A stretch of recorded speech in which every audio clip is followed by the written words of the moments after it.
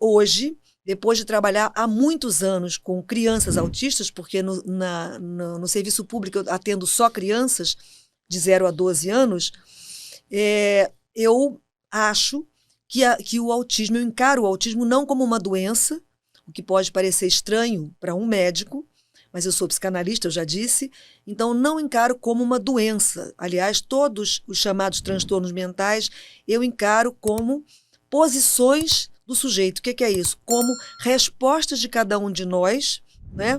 Como é que cada um de nós se coloca na relação com o outro.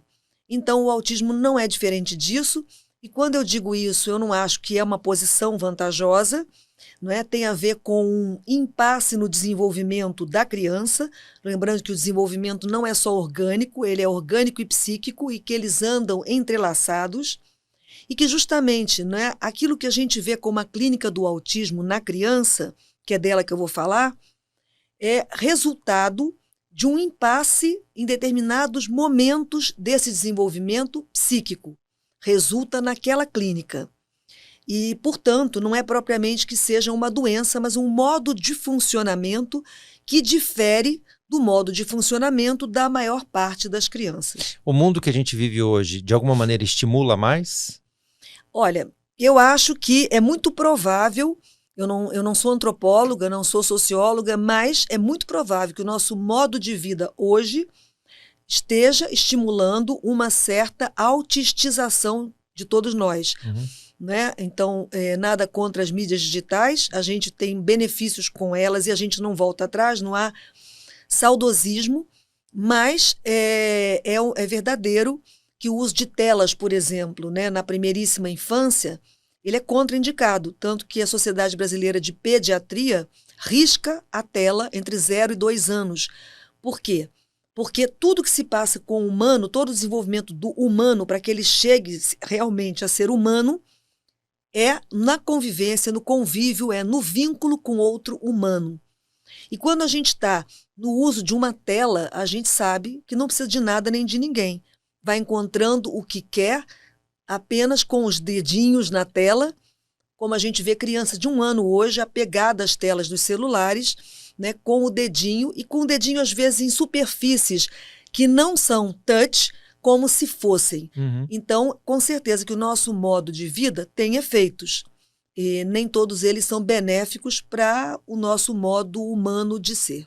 Primeiro sinal de alerta. Do autismo? Isso.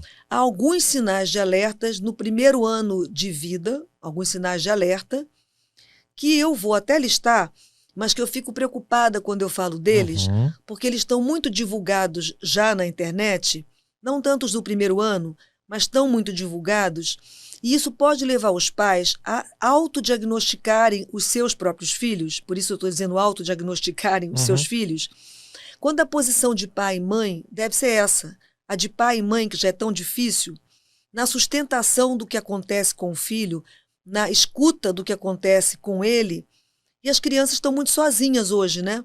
Elas estão muito sem pai nem mãe, mesmo quando elas os têm. Não é? A solidão acompanhada. Exatamente. E, muitas vezes a gente assiste a criança que ela é negligenciada, apesar dela estar em tese com adultos que as cuidam. Isso não é uma crítica aos pais, os pais são parceiros, né? Mas é um alerta também esse, para que os pais possam estar mais junto dos seus filhos, prestando mais atenção no que eles fazem e no que eles... É porque às vezes também os pais estão reproduzindo o tipo de atenção que tiveram também, né? Muitas então é um vezes. Momento de fazer esse questionamento também, né? O que eu posso melhorar em relação ao que eu recebi, né? Então, os sinais de alerta do primeiro ano, para não dizer que eu não falei disso, né? A gente trabalha há muitos anos com pesquisas, com pesquisadores que fazem pesquisa qualitativa, né, sobre autismo. E, então, um desses grupos, que é um grupo de Pisa, na Itália, que pesquisa vídeos caseiros de crianças que depois tiveram o diagnóstico de autismo, fez uma lista de alguns sinais de alerta do primeiro ano.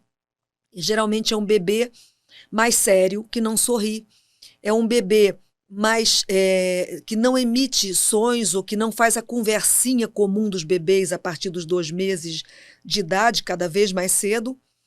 é um bebê que se movimenta pouco e que a movimentação corporal ela é desorganizada, a parte de cima não conversa com a de baixo, por exemplo, ou as manifestações de linguagem, elas não são acompanhadas da movimentação de mãos, não é? É um bebê que ele reage ao modo cantado da mãe falar com ele, não é? Mas ele não chama, né, pelo outro para a interação.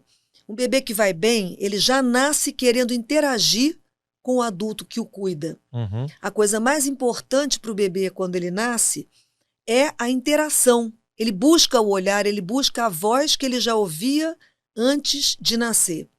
Isso é mais importante do que o próprio leite que ele vai mamar. Ele se alimenta da presença do outro. Isso é o bebê que vai bem. Então, ele faz um movimento ativo de busca pela interação. E o bebê que não vai bem, no primeiro ano de vida, já é um bebê que não faz essa busca.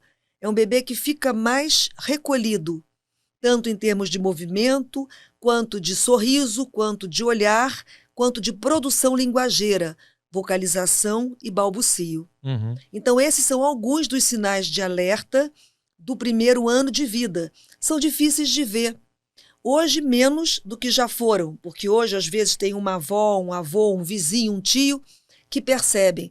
Para os pais, é muito difícil ver algum problema no seu próprio filho ou filha. Uhum. Então, nenhum pai ou mãe deve se culpabilizar por isso, porque é difícil mesmo.